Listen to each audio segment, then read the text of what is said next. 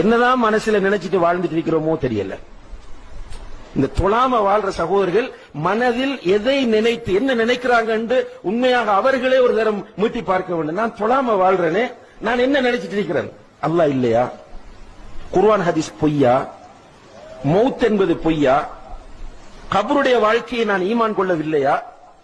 மறுமையிலே அல்லாஹ் என்னிடம் முதலாவது கேட்க போகிற கேள்வி தொழுகை தொழுகை என்று சொல்கிறார்களே, இது பொய்யா? தொழாதவர்களுக்கு அல்லாஹ் சக்கர் என்ற நரகத்தை தயார் செய்து வைத்திருக்கிறானே, இது பொய்யா?